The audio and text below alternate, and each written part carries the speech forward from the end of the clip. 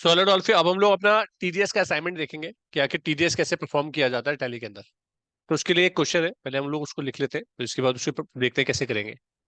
हम लोग एक एंट्री पास करेंगे, आप लोग सभी लिखिए। 1 May 2024, company paid advertisement charges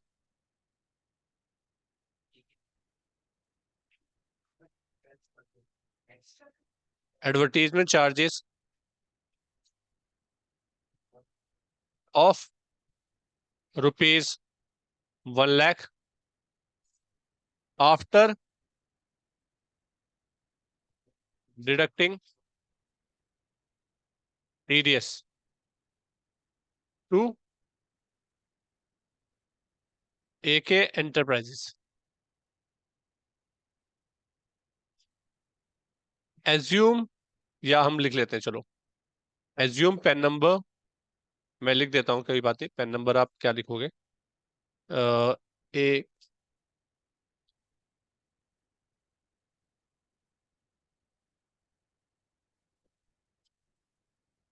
ये पेन नंबर है, ठीक है। ऑन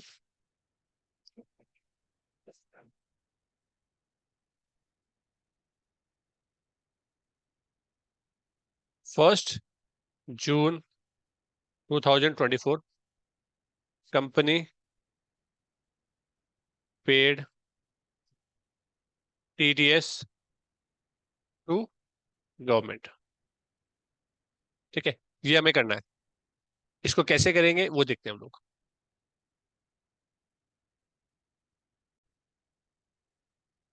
तो इस पे, इसको हमें टैली पे करेंगे बाद में, लेकिन उससे पहले हम ये समझ लेते हैं इसकी एंट्री होगी क्या। ठीक है, एंट्री क्या होगी? ठीक है, आंसर 1, पहले वाले की एंट्री क्या होगी? पहले वाले की एंट्री क्या होगी? एंट्री हो जाएगी advertisement, advertisement account debit to AK enterprises to TDS on contract, क्योंकि एडवर्टीजमेंट जो है वो कॉन्ट्रैक्ट के सेक्शन में ही आता है, ठीक है। अब ये एंट्री क्या होगी, वैल्यू क्या आएगी, ये बहुत इंपॉर्टेंट है।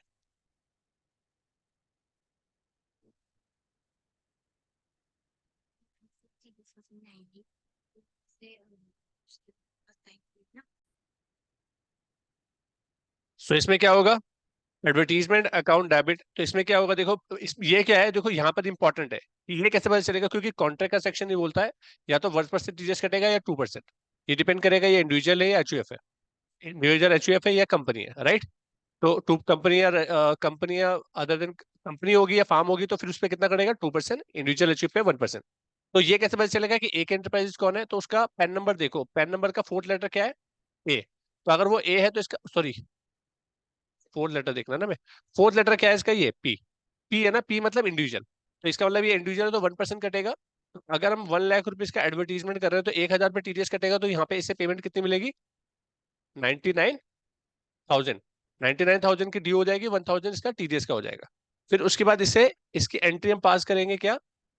पेमेंट की एंट्री करेंगे, तो पेमेंट किसे करेंगे? एक एंटरप्राइज को पेमेंट करेंगे। तो हम क्या करेंगे? एक के एंटरप्राइजेज अकाउंट डेबिट,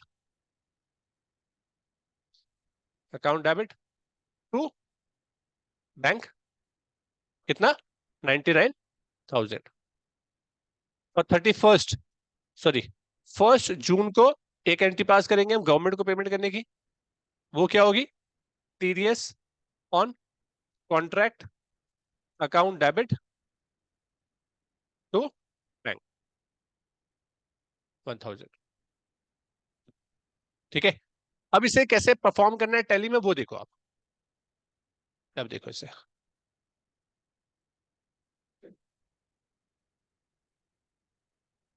एक मिनट में इसे क्लोज कर देता हूँ।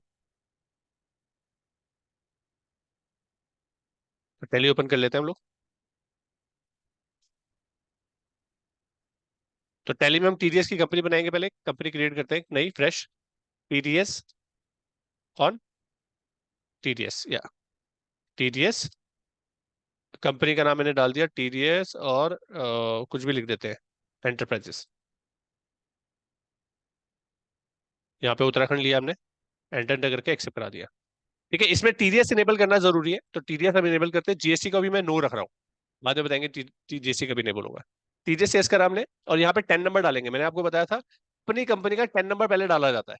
तो अपनी कंपनी का 10 नंबर डालोगे, जो 4 अल्फाबेट, चार 5 न्यूमेरिक और एक अल्फाबेट होगा। ये मैं पहले बता चुका हूँ 10 नंबर क्या होता है। आप ये बताओगे आपको होना इंडिविजुअल है कंपनी, और एंटर करके एक्सेप्ट करा दोगे। यहाँ पर एक्सेप्ट करा दिया आपने। कराने के बाद अब आपको नॉर्मल एंट्री करने के लिए जाना है। पहले आपको जनरल वाउचर में करनी है। हमेशा याद रखना है, टीडीएस पेमेंट करने की बात भी होगी तो भी ड्यू करा जाएगा। पहले बिल ड्यू करा जाएगा, उसके बाद ही पेमेंट करी जाएगी। तो पहले जनरल वाउचर में जाओगे, डेट डालोगे फर्स्ट में, और यहाँ पे बनाओगे एडवर्टीजमेंट, एडवर्टीजमेंट एक्सपेंस। कहाँ जाएगा ये? इंडायरेक्ट एक्सपेंसेस के अंदर। इस पे क्लिक करा हमने, और यहाँ पर ये टीडीएस एप्लीकेबल पूछ रहा है, तो आपको बताना है हाँ एप्लीकेबल होता है, और इस पे क्या रेट लगेंगे वो आप यहाँ पे डिस्कस करोगे, बताओगे। ठीक है ना, यहाँ पर आपको इसलिए सारे रूल्स पते होने चाहिए। क्रिएट करोगे आप यहाँ पर, तो आप बताओगे ये कौन से उसमें जाएगा, नेम क्या होगा, कॉन्ट्रैक्ट। ठीक है, और 194C इसका सेक्शन होता है। पेमेंट कोड क्या होता है, 94C। पेमेंट कोड का मतलब क्या होता है कि जब आप किसी को पेमेंट करते हो, जब आप टीडीएस जमा करोगे ना, तो मैंने एक फॉर्म बताया था कि जिसके फॉर्म के थ्रू आप टैक्स जमा करोगे, आईटीएनएस 281 चलान। उसके ऊपर आप लिखते हो कि आप कौन से सेक्शन के अगेंस्ट टैक्स जमा कर रहे हो, तो वहां पर ये सेक्शन का नाम बन जाएगा 94C। वन की हट जाएगा, तीन ही कॉलम होते हैं क्योंकि उसमें जाने के लिए, तो गवर्नमेंट को पता चल जाएगा ये कॉन्ट्रैक्ट का सेक्शन जमा करा जा रहा है, रेंट का। तो वो भी फॉर्म आप टैली से निकाल सकते हो, और वो क्या फिल को करा है उस टाइम पे, वो यहाँ पर आप बता रहे हो 94C। सिंगल बिल की लिमिट क्या होती है? सिंगल बिल की लिमिट क्या होती है इसमें? मैंने क्या बताया था आपको? कितना? 30,000। तो 30,000 इसमें सिंगल बिल की लिमिट होती है। एक मिनट दीजिए मुझे।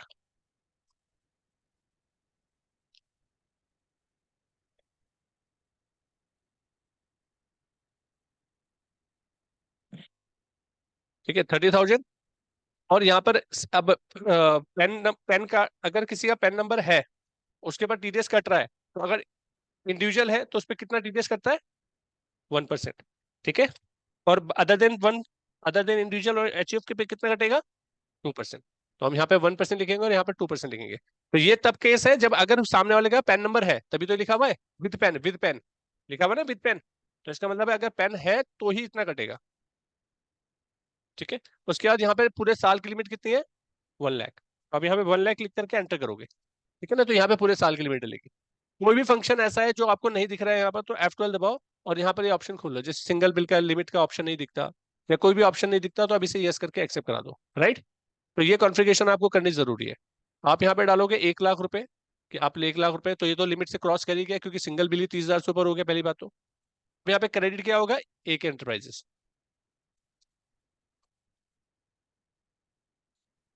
ठीक है, और यहाँ पर क्या हो जाएगा? ये सन्ड्री क्रेडिटर। सेम चीज, क्योंकि इस पे टीडीएस काटना है ये नहीं काटना है, टैली को कैसे पता चलेगा? वो पूछ रहा है क्या ये स्टेच्यू, क्या इसके ऊपर डिडक्टेबल होगा टीडीएस? यस। कौन है फिर ये बताओ, क्योंकि उसके बेस पे इस पे डिसाइड होगा। तो इंडिविजुअल है तो इंडिविजुअल रेजिडेंट, कंपनी है तो कंपनी रेजिडेंट, तो बहुत सारे ऑप्शन है वैसे तो। लेकिन जब आप इनकम टैक्स पढ़ोगे तो आपको बाकी के बारे में पता चलेगा, लेकिन अभी आप कंपनी, पार्टनरशिप फर्म, और इसके बारे में जानो, एचयूएफ और इंडिविजुअल के बारे में। तो यहाँ पे क्लिक कर दो इंडिविजुअल, एंटर करते हुए जाओ। यहाँ पर इसने एक चीज पूछी थी कि इस पर्सन के ऊपर कौन कौन से सेक्शन अप्लाई होते हैं। तो अगर सारे सेक्शन अप्लाई होते हैं तो ऑल आइटम्स, नहीं तो जो जो आपने बनाया होंगे जिसमें से पर्टिकुलर एक करना चाहते हो तो वो भी कर सकते हो। करेक्ट। एडवांस वाला बाद में देखेंगे, इसके बाद यहाँ पे एंटर करोगे। अगर मैंने यहाँ पे पेन नंबर डालना छूट दिया, तो फिर इसका टीडीएस कट जाएगा 20%। मैंने बताया था अगर पेन नंबर नहीं होगा तो पेन नंबर मैंने कितना बताया था, इसका क्या लिखवाया था बताओ आप? ए, ABCPA, एक मिनट, ABCPA 1 2 3 4 A। ठीक है, ये पेन नंबर आप डालोगे और एंटर कर दोगे, एक्सेप्ट कराओगे, देखो ऑटोमेटिकली 1% टीडीएस कट गया। तो मुझे करने की जरूरत नहीं पड़ी, ऑटोमेटिकली कट गया। तो देखो यहाँ पे 1 लाख रुपए से क्रेडिट हुआ और 1,000 रुपए से डेबिट हो गया। 1 लाख से डेबिट हुआ, क्रेडिट हुआ, 1,000 से डेबिट हो गया, और 99,000 इसका क्रेडिट आ गया। फिर यहाँ पर जाकर के आप क्या करोगे? टीडीएस ऑन कॉन्ट्रैक्ट डालो, जो कि हमारा बन जाएगा किसमें? ड्यूटीज एंड टैक्सेस में। टीडीएस के सेक्शन में आएगा कॉन्ट्रैक्ट, एंटर करके एक्सेप्ट करा दो। तो ये वैल्यू आ गई हमारी। इसके बाद इसे एंटर करके एक्सेप्ट करा दो। राइट, अब पार्टी को पेमेंट करी जाएगी। तो पार्टी को पेमेंट हम कैसे करेंगे, जो मैंने नेक्स्ट एंट्री दिखाई थी इसमें, तो हम पेमेंट कर वाउचर में जाएंगे, इसका मोड चेंज करेंगे क्योंकि हम सिंगल एंट्री मोड पे करना चाहते हैं, डबल एंट्री मोड पे सॉरी। तो एक एंटरप्राइजेस पेबल कितना दिख रहा है, 99,000 ही दिख रहा है। जीरो करा, अगेंस्ट में 99,000 लिए और यहाँ पर क्रेडिट कर दिया बैंक SBI वेट करके, राइट। इतना हमने एंटर करके चेक नंबर डाला और एक्सेप्ट करा दिया। तो ये पार्टी की पेमेंट हो गई। गवर्नमेंट को पेमेंट करनी है, गवर्नमेंट को पेमेंट करने से पहले हम ये चेक करेंगे हमारे पास पेबल कितना आ रहा है। तो मैंने आपको बताया था इसकी रिटर्न फाइल करी जाती है, तो आप कहाँ से देख सकते हो, डिस्प्ले में जाओ, स्प्रेडशीट रिपोर्ट में जाओ, और आपको यहाँ पे दिखेगा TDS रिपोर्ट। जैसे क्लिक करोगे यहाँ पे 26Q, मैंने बताया था अदर देन सैलरी की रिपोर्ट जो होती है 26Q में जाती है। तो 26Q में जाओगे आपको ये डिटेल दिखा देगा, जैसे GST की थी। इस रिपोर्ट को हम बाद में डिस्कस करेंगे, अभी से मैं ओवरऑल बता रहा हूँ आपको कि इस टाइम पीरियड को खोलो जिस टाइम पीरियड की आप रिटर्न फाइल कर रहे हो। तो 1 मई से लेकर के 31 मई तक कर रहे हैं। इसमें बता रहा है कि दो ट्रांजेक्शन में एंट्री हुई है इसमें, एक तो ये आपकी जनरल वाउचर में और एक हुई है पेमेंट में, हमने दो एंट्री तो करी है।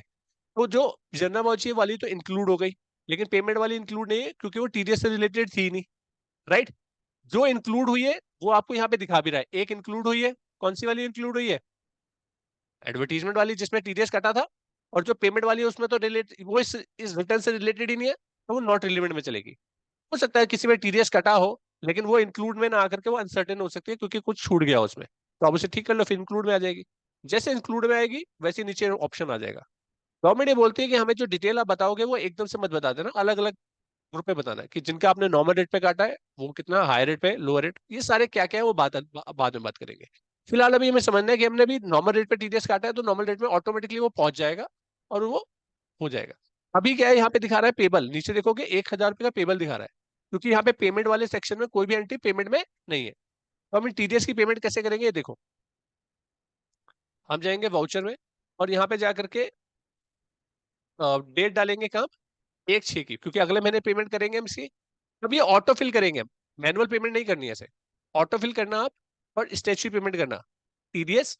फिर 1 मई से लेकर 31 मई तक का पेमेंट कर रहे हैं, वाउचर डेट टिल डेट 31 जुलाई मई ही रहने वाली है।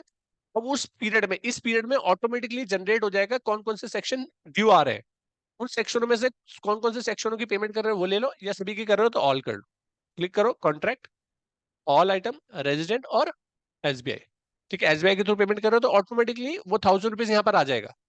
जैसे कि मैंने आपको बोला था ITNS 21 चालान एक होता है, वो जनरेट हो जाता है इससे, इसी पॉइंट से वो जनरेट होता है। अब Alt P दबाओगे, जैसे जैसे Alt P दबाओगे तो आप ये करंट डॉक्यूमेंट में प्रीव्यू देखोगे इसका, तो वो ITNS 21 चालान यहाँ पे जनरेट हो जाएगा। देखो लिखा हुआ है ITNS 21 चालान, आपकी कंपनी का नाम, आपका देखो सेक्शन, उन्हें कैसे पता चलेगा गवर्नमेंट को कि किस सेक्शन में जमा कर रहे हैं। 94 से अपना आप आ गया। 200 और 400 का मतलब क्या होता है, जब आप अपने आप से जमा करते हो तो 200 पे आता है, लेकिन अगर आप गवर्नमेंट की कोई नोटिस आया उसके अगेंस्ट जमा कर रहे हो तो 400 पे। जो वैल्यू जहां पे जानी चाहिए, देखो इनकम टैक्स जमा कर रहे हो तो यहाँ पर इंटरेस्ट पेनल्टीज जब जमा करोगे तो उसके कॉलम के सामने फील्ड होकर आएगा, कैसे आएगा वो आगे वाली क्लास में देखेंगे। वैल्यूज में यहाँ पर आ गया, और यहाँ पर आ गया फिगर्स में, ठीक है ना। और उसके बाद ये नीचे वाला पोर्शन जो है वो आपका है, जो बैंक आपको दे देता है स्टैंप लगा करके, चालान नंबर और चालान डेट, ये बहुत इंपॉर्टेंट है। इसके ऊपर जो चालान नंबर और चालान डेट होता है वो रिटर्न के टाइम पे आपको बताना होता है कि जो मैंने टैक्स जमा करा था उसका चालान नंबर और चालान डेट ये है, ठीक है, करेक्ट है ना। इसको आप सेव कर दोगे, सेव कर दिया आपने। सेव करने के बाद अब आप जाके देखो उस रिपोर्ट में क्या, उस रिपोर्ट में ठीक असर आ गया है। आप यहाँ पे जाके जब देखोगे TDS रिपोर्ट में जाकर के, तो यहाँ पर वो एंट्री इंक्लूड तो हो गई, देखो आ तो गई पेमेंट में, लेकिन वो अनसर्टेन में है। मैंने क्या बोला, ये रिटर्न है, रिटर्न का एक भी कॉलम खाला खाली छूट गया तो फिर वो आगे फिर उसको इंक्लूड नहीं करेगा। तो इसका मतलब पेमेंट में कुछ ना कुछ चीज छूट गई है। तो देखते हैं क्या छूट गया, तो उन्होंने बताया कि देखो bank detail are not available. तुमने ये नहीं बताया कि जो आपने जमा करा था उसका चालान नंबर क्या है, वो चीज हमने डिटेल डाली नहीं है। तो वो कह रहे पहले वो बता दो, क्योंकि तभी रिटर्न के टाइम पे बताना पड़ता है। तो जो आपने टैक्स जमा करा था 1 लाख रुपए, उसका चालान नंबर क्या था वो बता दो आप। यहाँ पे चेक नंबर बताओ पहले, चेक डेट बताओ, BSR कोड क्या होता है, बैंक का होता है 7 डिजिट का, ठीक है। उसके बाद चालान नंबर बताओ यहाँ पर, जो आपको उस फॉर्म से मिला होगा। ऑनलाइन जमा कर रहा है तो ऑनलाइन भी मिल जाता है। डेट बताओ, चालान डेट, बस इतनी इन्फॉर्मेशन मैंडेटरी है। ये किस बैंक में जमा करा वो बताना जरूरी नहीं है, बताना चाहो तो बता सकते हो, ब्रांच बताना चाहो बता सकते हो। जैसे ही बताओगे यहाँ से हट गया, यहाँ से हटने के बाद कहाँ आ गया वो इंक्लूड में, और इंक्लूड में आते ही यहाँ पर आ गया और ये वैल्यू यहाँ पर खत्म हो गई। फिर इसके बाद इसे एक्सपोर्ट करना होता है सिर्फ। आप इस रिटर्न को एक्सपोर्ट करोगे, पहले से सेव करोगे, क्या करोगे, सेव, सेव रिटर्न करोगे पहले से, होगी सेव। फिर अब इस पे जाओगे आप और इसे आप एक्सपोर्ट करोगे, तो ये ई रिटर्न आ गया ऑप्शन पे क्लिक करोगे और जिस फॉर्मेट में बाहर जा रही है ना उसी फॉर्मेट में जाने देना। यहाँ पे लोकेशन दोगे, लोकेशन कैसे देते हैं, सेलेक्ट फ्रॉम ड्राइव, लोकेशन दे दी मैंने जैसे कि डेस्कटॉप पे, किस फोल्डर में, इस फोल्डर में, एंटर करा और अब इस फोल्डर में जाके सेव हो जाएगी। अब इसके आगे का प्रोसेस जो है वो हम जब टीटीएस पढ़ेंगे तब रिटर्न फाइल में सीखेंगे। बस ये भी अब फाइल पहुंच जाएगी उस जगह पे, उसके बाद फिर उस पर जो काम करना है वो बात की बात है, इतना काम टैली करेगा। तो ये बेसिक पार्ट है जो हमें करना आना चाहिए टैली का, अगर हमें टीटीएस का काम कर रहे हैं तो इतना होना चाहिए। उसके बाद जो हम करेंगे थोड़ा सा एडवांस करेंगे। ठीक है, तो इतना करिए आप लोग। Thank you so much.